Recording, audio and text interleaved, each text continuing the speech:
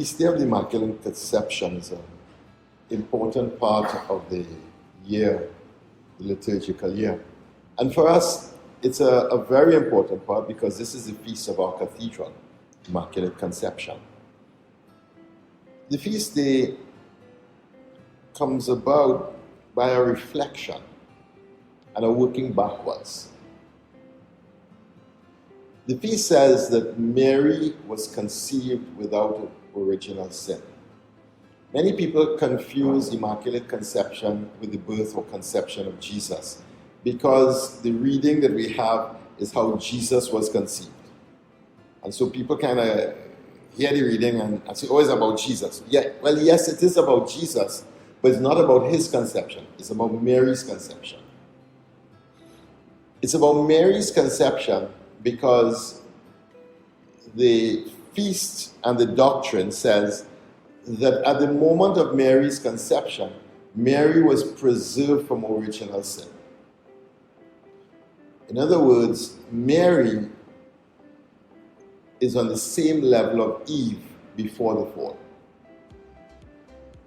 Just as Eve before the fall was preserved from original sin, just as Eve before the fall had absolute freedom to do good, just as Eve before the fall had no stain of sin in her and therefore had an unbiased ability and capacity for God, so too Mary was conceived, just like Eve before the fall, with this unbiased ability to devote everything in her towards God. Now, knowing the state of sin in our lives, isn't that a wonderful thing? I mean, often I wish, gosh, if I didn't have all of these struggles and all, life could have been so easy, so easy. And that's what Mary had in one sense. The Immaculate Conception says that Mary was conceived at the same level of Eve, and it was by a miracle. And the miracle was in the service of the death and resurrection of Christ. Looking forward to the salvation through Christ, Mary receives this singular grace. But the mystery has other parts for us. That God prepares each one of us to live our vocation. And God gives us the singular grace that is required to live our vocation. And that's what we're celebrating. Mary's vocation was to be the mother of Jesus, who will bring salvation into the world. And because of her vocation, God gave her this grace in preparation to live her vocation. So too God gives you the grace at the moment of your conception to prepare you to live your vocation. In that sense, Mary is not special. She's special because of the nature of her vocation. But she's not special in that she receives a grace and we don't receive any. We all receive the grace that we need to live our vocation. This Immaculate Conception, the sacred doctrine, it's a very important doctrine. And why do we believe it? Well, we believe it because God cannot be born of that which is defiled. We keep our chalice and our ciborium very clean and very protected.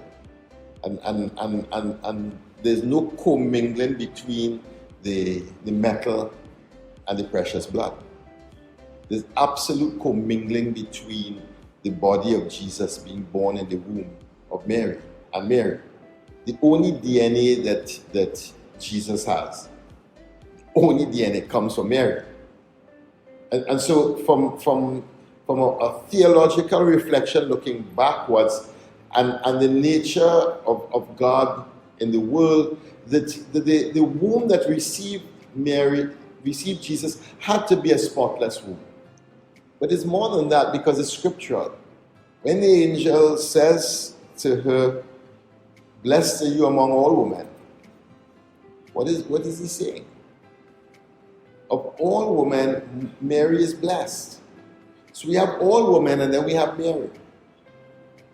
When the angel says full of grace, what does that mean? She had not yet conceived Jesus. Huh? If she had conceived Jesus, she would have been full of grace. But she had not yet conceived Jesus. What does it full of grace mean? What does that full of grace mean? When Elizabeth meets Mary and says, blessed are you who believe that the promise made you by the Lord would be fulfilled. Of all women, you are the most blessed.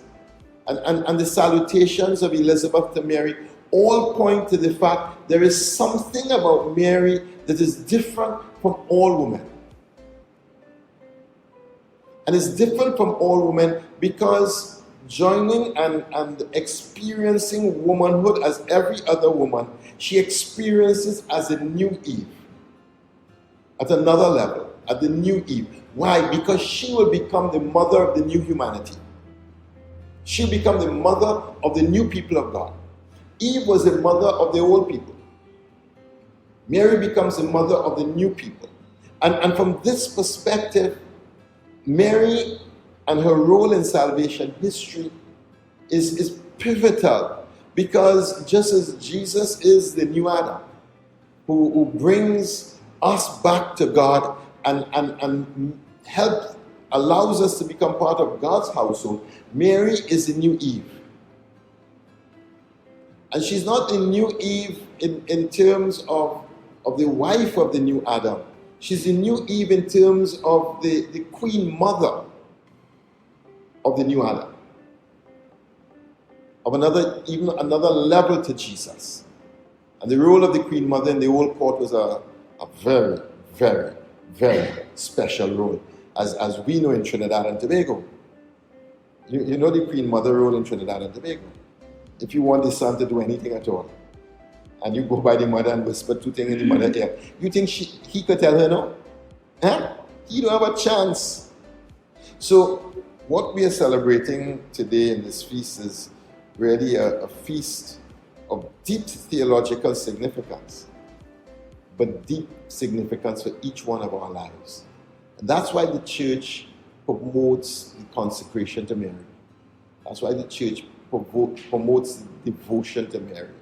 Because Mary is the one who formed Jesus in her womb and formed Jesus for his vocation. And Mary is the one who can form us for our vocation.